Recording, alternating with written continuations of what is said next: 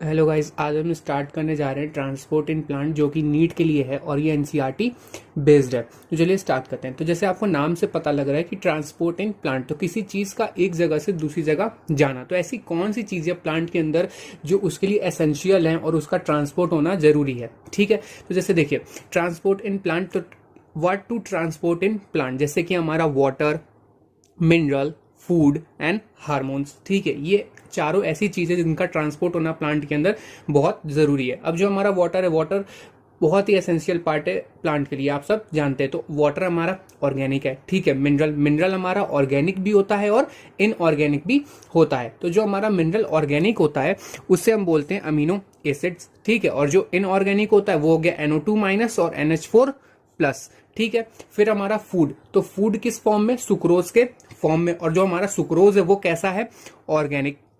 ठीक, देन फिर हम हार्मोन्स पे आते हैं। तो जो हमारे हार्मोन्स है वो कैसे, ऑक्सिन हो गया, जिब्रेलिन हो गया। ठीक है, तो हार्मोन्स भी हमारे कैसे होते हैं, ऑर्गेनिक होते हैं।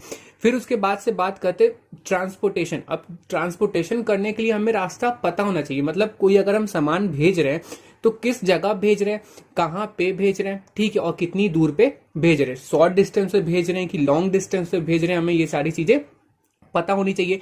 और सबसे मेन बात, जहां भेज रहे हैं वहां का डायरेक्शन पता होना चाहिए। ठीक है, तो डायरेक्शन ऑफ ट्रांसपोर्टेशन, तो जैसे कि हमारा वाटर, वाटर हम किसके थ्रू भेजते हैं, जाइलम के थ्रू भेजते हैं। और कहां भेजते हैं, फ्रॉम रूट टू लीफ। ठीक है, मतलब रूट टू शूट, मतलब रूट से कहां जाएगा, शूट के थ्रू लीफ में जाएगा। ठीक है, और ये यूनी डायरेक्शनल होता है। क्यों, क्योंकि वाटर से किसके थ्रू जाता है, जाइलम के थ्रू जाता है और नीचे से ऊपर जाएगा। और जब नीचे से ऊपर जाएगा तो वो यूनिडायरेक्शनल हो जाएगा। ठीक है, फिर हम आते हैं मिनरल्स पे। तो जो हमारे मिनरल्स होते हैं, मूव थ्रू जाइलम, ये भी किसके थ्रू मूव करते हैं, जाइलम के थ्रू मूव करते हैं। ठीक है, और जब जाइलम के थ्रू मूव करेंगे तो ये कैसे हो जाएंगे, हमारे यूनी डायरेक्शनल हो जाएंगे। लेकिन लेकिन देखिए बात सुनिए, जो हमारा मिनरल है वो जाइलम के साथ भी मूव करता है और फ्लोएम के थ्रू भी मूव करता है। इस वजह से क्या होता है, देखिए जब मिनरल हमारा जाइलम के थ्रू मूव करेगा तो हमारा यूनी डायरेक्शनल होगा। लेकिन जब हमारा मिनरल फ्लोएम के थ्रू मूव करता है तो हमारा मल्टी डायरेक्शन हो जाता है।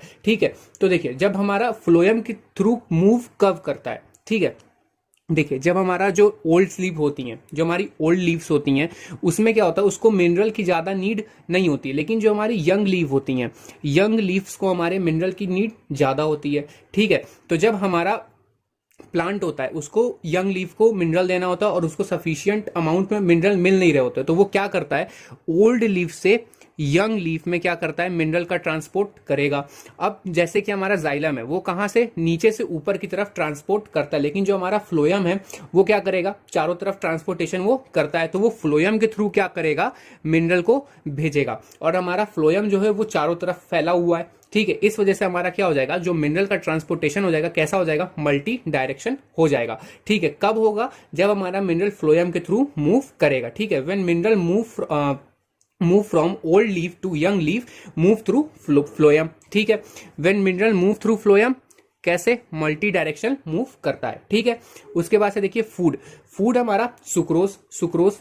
ठीक है, अब जो हमारा फूड होगा, सुक्रोज होगा, वो भी क्या होगा, ओल्ड लीफ से किसमें रूट में जाएगा, फ्रूट में जाएगा और हमारे कुछ ग्रोइंग रीजन में जाएगा। ठीक है, और जो हमारा फूड होगा वो भी किसके थ्रू मूव करता है, फ्लोएम के थ्रू मूव करेगा और ये कैसा हो जाएगा, मल्टी डायरेक्शनल इसका मूवमेंट होता है। ठीक है, फिर देखिए जब हमारा अर्ली स्प्रिंग आता है, ठीक है, अर्ली स्प्रिंग में क्या होता है हमारा, कि सारे जो पत्ते होते हैं पेड़ के वो क्या हो जाते हैं, झड़ जाते हैं, सारे पत्ते नीचे गिर जाते हैं। तो उस समय क्या होता है कि हमारा खाना तो बन नहीं होता, फूड तो बन नहीं रहा होता है। तो जो हमारा फूड रूट में स्टोर हुआ रहता है वो क्या करेगा, फिर ऊपर की तरफ वो फूड जाएगा। मतलब जब हमारा अर्ली स्प्रिंग आता है उसमें हमारा फूड का रीट्रांसपोर्ट होता है, किधर से, रूट से शूट की तरफ। समझ में आया।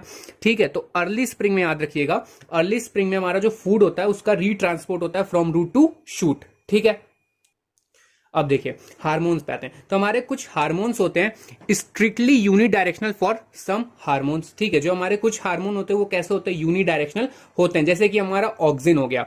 ठीक है, तो ऑक्सिन आपका ये कैसा है, यूनी डायरेक्शनल है। ठीक है, फिर हम बात करते हैं हमारे ट्रांसपोर्ट की। तो एक हमारा होता है शॉर्ट डिस्टेंस ट्रांसपोर्ट और एक होता है हमारा लॉन्ग डिस्टेंस ट्रांसपोर्ट। ठीक है, तो शॉर्ट डिस्टेंस ट्रांसपोर्ट और लॉन्ग डिस्टेंस ट्रांसपोर्ट, ठीक है, इसको हम क्या कहते हैं, मैकेनिज्म ऑफ ट्रांसपोर्टेशन। ठीक है, तो मतलब शॉर्ट डिस्टेंस मतलब छोटे से डिस्टेंस पे, जैसे कैसे, जैसे मानिए सेल है हमारा, ठीक है, ये हमारी सेल है।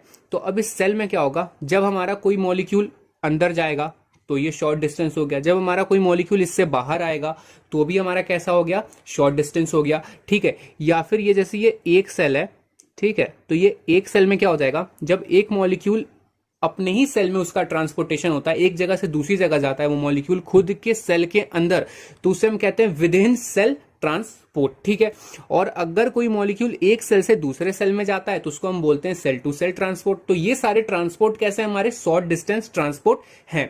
ठीक है, फिर से रिवाइज कर लेते हैं एक बार। जब कोई मॉलिक्यूल एंट्री करता है सेल के अंदर तो वो शॉर्ट डिस्टेंस ट्रांसपोर्ट, जब कोई मॉलिक्यूल बाहर आता है तो वो शॉर्ट डिस्टेंस ट्रांसपोर्ट, या फिर जब सेल के अंदर ही ट्रांसपोर्टेशन होता है तो उसे भी हम किस में लेते हैं, शॉर्ट डिस्टेंस ट्रांसपोर्ट में लेते हैं। या फिर एक सेल से दूसरे सेल में जब ट्रांसपोर्टेशन होता है तो उसे हम किस में लेते हैं, शॉर्ट डिस्टेंस ट्रांसपोर्ट कहते हैं। ठीक है, फिर उसके बाद से अभी जो शॉर्ट डिस्टेंस ट्रांसपोर्ट है हमारे किस पे बेस्ड है, ठीक है, कैसे इसका ट्रांसपोर्टेशन होता है, method help in short distance. तो पहला हो गया हमारा डिफ्यूजन और सिंपल डिफ्यूजन के थ्रू हमारा शॉर्ट डिस्टेंस ट्रांसपोर्ट होता है। ठीक है, फिर हमारा facilitated diffusion, second active transport के थ्रू भी हमारा शॉर्ट डिस्टेंस ट्रांसपोर्ट होता है। देन हमारा साइटोप्लाज्मिक स्ट्रीमिंग। ठीक है, देन आता है हमारा सेकंड लॉन्ग डिस्टेंस ट्रांसपोर्ट। तो लॉन्ग डिस्टेंस ट्रांसपोर्ट में क्या होता है, बेसिकली मानिए आपको वाटर भेजना है तो वाटर किधर से, नीचे से ऊपर की तरफ जाएगा। ठीक है, तो ये लॉन्ग डिस्टेंस है, रूट से स्टेम, स्टेम से लीफ। ठीक है, हमारा लॉन्ग डिस्टेंस ट्रांसपोर्ट होता है तो उस किसके थ्रू होता है, वस्कुलर बंडल्स के थ्रू होता है। जाइलम और फ्लोएम हमारे क्या है, वस्कुलर बंडल्स है, क्योंकि नीचे से वाटर को ऊपर कौन लेके जाएगा, जाइलम लेके जाएगा। ठीक है, अब देखिए जब यहाँ पे वाटर आया, वाटर लीफ में गया और गैसियस फॉर्म में क्या हो गया, वो वाटर निकल गया। इस प्रोसेस को हम क्या कहते हैं, ट्रांसपीरेशन कहते हैं। ठीक है, अब देखिए जो point of objection of water क्या है हमारा, रूट है। कहां पे हमारा वाटर एब्जॉर्ब हो रहा है, रूट में हो रहा है। ठीक है, और कहां पे यूज हो रहा है, लीफ में हो रहा है। ठीक है, point of use of water कहां पे, लीफ में। ठीक है, तो इतने दूर का डिस्टेंस ये लॉन्ग डिस्टेंस ट्रांसपोर्ट हो गया। ठीक है, तो देखिए long distance occur with the help of xylem and phloem, किसके, वेस्कुलर बंडल के थ्रू होता है। और जो long distance transport occur with the help of xylem and phloem, इसके लिए हम टर्म कौन सा यूज करते हैं, ट्रांसलोकेशन। कौन सा टर्म यूज करते हैं, ट्रांसलोकेशन टर्म यूज करते हैं। ठीक है, मीन ऑफ ट्रांसपोर्ट देख लेते हैं। तो मीन ऑफ ट्रांसपोर्ट हमारा एक पैसिव प्रोसेस होता है और एक एक्टिव प्रोसेस होता है। ठीक है, तो जो हमारा पैसिव प्रोसेस होता है उसमें हमें एटीपी की रिक्वायरमेंट नहीं होती, there is no requirement of ATP in passive transport या फिर पैसिव प्रोसेस। ठीक है, higher concentration to lower concentration, मतलब हायर कंसंट्रेशन से लोअर कंसंट्रेशन की तरफ होता है। जैसे कि मानिए ये हमारा कोई सेल है, ठीक है, इधर बहुत सारे मॉलिक्यूल है और इधर कम मॉलिक्यूल है, कम सॉल्यूट है, इधर ज्यादा सॉल्यूट है, तो ये सॉल्यूट अपनी तरफ रैंडमली मूव करने लगेंगे इधर की तरफ, तो ये हायर कंसंट्रेशन से लोअर कंसंट्रेशन की तरफ मूव कर रहे हैं। ठीक है, आते हैं एक्टिव प्रोसेस पे। तो जो हमारा एक्टिव प्रोसेस है इसमें एटीपी की रिक्वायरमेंट होती है, ATP is required for active process. ठीक है, can take place against concentration gradient. अब ये कंसंट्रेशन ग्रेडियंट के अगेंस्ट होता है, इसलिए इसमें एटीपी की रिक्वायरमेंट होती है। ठीक है, देखिए जैसे हमारा कोई पहाड़ है, ठीक है, तो पहाड़ पे चढ़ना काफी डिफिकल्ट है लेकिन उस पहाड़ से उतरना बहुत इजी है। ठीक है, तो जब आप उतरेंगे तो ज्यादा एनर्जी नहीं लगेगी, लेकिन जब आप पहाड़ पे चढ़ेंगे तो उसमें एनर्जी लगेगी। ठीक है, तो देखिए ये तो था हमारा introduction about transportation in plant. अब देखिए जो हम शॉर्ट डिस्टेंस में जो हम सिंपल डिफ्यूजन और हम डिफ्यूजन पढ़े थे, अब हम उसको स्टार्ट करते हैं। ठीक है, तो सिंपल डिफ्यूजन जो होता है हमारा वो higher concentration to lower concentration gradient की तरफ होता है। ठीक है, और जो सिंपल डिफ्यूजन होता है गैस और liquid diffuses from higher concentration gradient to low concentration gradient. ठीक है, ये किस में होता है, गैसेस और लिक्विड में होता है। ठीक है, तो देखिए यहाँ पे हायर हमारे सॉल्यूट्स हैं, यहाँ पे लोअर सॉल्यूट्स है, तो ये किधर की तरफ मूव करेंगे, ऑटोमेटिकली अपने लोअर कंसंट्रेशन ग्रेडियंट की तरफ मूव करेंगे। और ये ऐसा नहीं है कि सिर्फ हायर कंसंट्रेशन से लोअर कंसंट्रेशन की तरफ ही मूव करेंगे, कुछ मॉलिक्यूल्स हमारे इधर भी आएंगे, तो इस प्रोसेस को हम कहते हैं ये रैंडम होते हैं। ठीक है, तो this feature is known as random और ये स्लो होता है।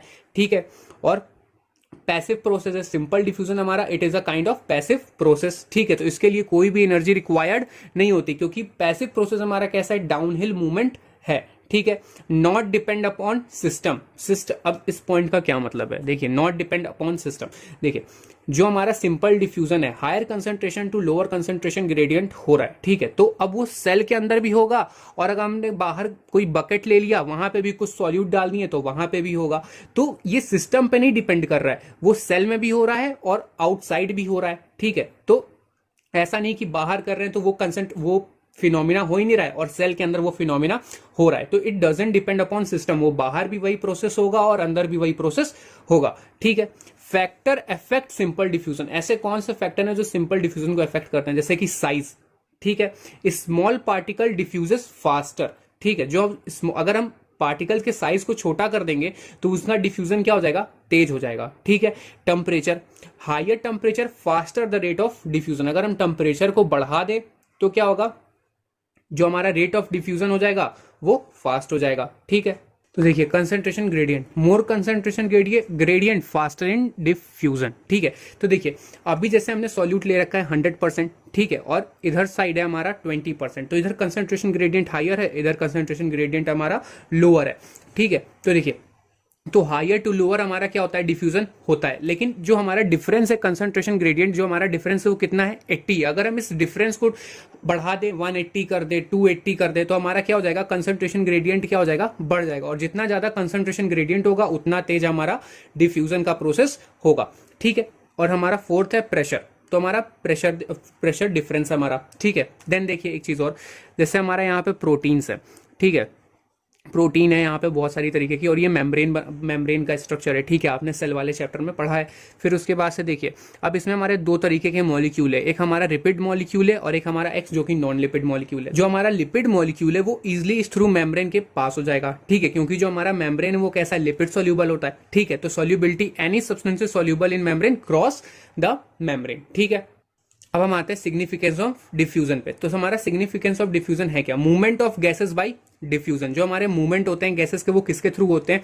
गैसेस के थ्रू होते हैं। देखिए हमारे जितने भी गैसेस होते हैं, H2O गैस के फॉर्म में हो, ऑक्सीजन हो, CO2 हो, ये ज्यादातर किसके थ्रू मूवमेंट करते हैं? डिफ्यूजन के थ्रू मूवमेंट करते हैं, ठीक है। तो जैसे देखिए हमारे यहाँ पे लीफ है, ठीक है, लीफ है, उसके बाद से क्लोरोप्लास्ट के बाद उसमें थाइलाकोइड, और थाइलाकोइड में हमारा क्या है? ऑक्सीजन बन रहा है, क्योंकि आपको पता है कि वाटर जाता है, ऑक्सीजन और वाटर टूटेगा, ऑक्सीजन निकलेगा, ठीक है। तो देखिए यहाँ पे अगर हमारा ऑक्सीजन बन रहा है, कहाँ पे?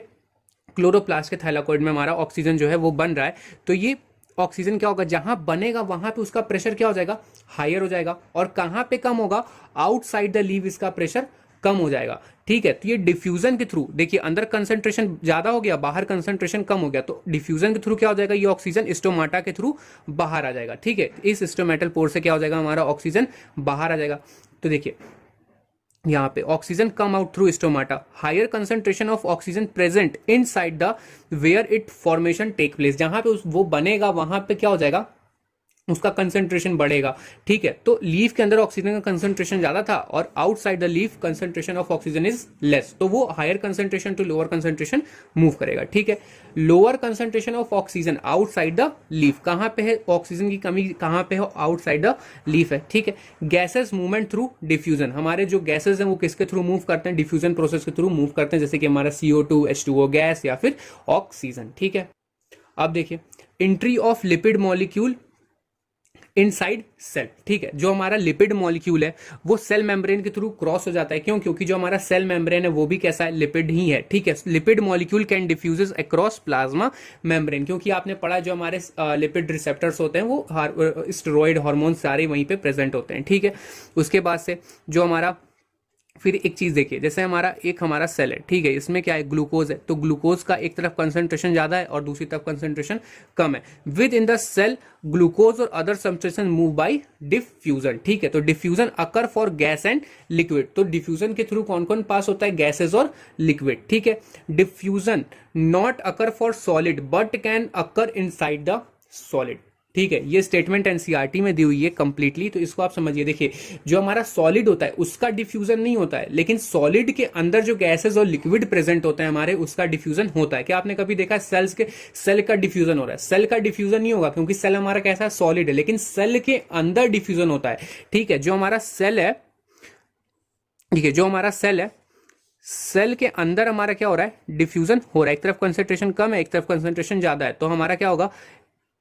डिफ्यूजन प्रोसेस होगा, लेकिन किसी भी सेल से सेल का डिफ्यूजन नहीं होता है। सॉलिड में कभी भी डिफ्यूजन नहीं होगा, हमारा हमेशा लिक्विड और गैसेस का क्या होता है, डिफ्यूजन होता है। तो इस वजह से diffusion not occur for solid but can occur inside the solid. ठीक है, तो आज के लिए इतना ही। आज हमने इंट्रोडक्शन और सिंपल डिफ्यूजन पार्ट कवर किया, बाकी के पार्ट मैं इसके डाल दूंगा। ठीक है, थैंक यू। अगर आपके लिए वीडियो हेल्पफुल हो तो प्लीज इसको लाइक, शेयर और चैनल को सब्सक्राइब करें।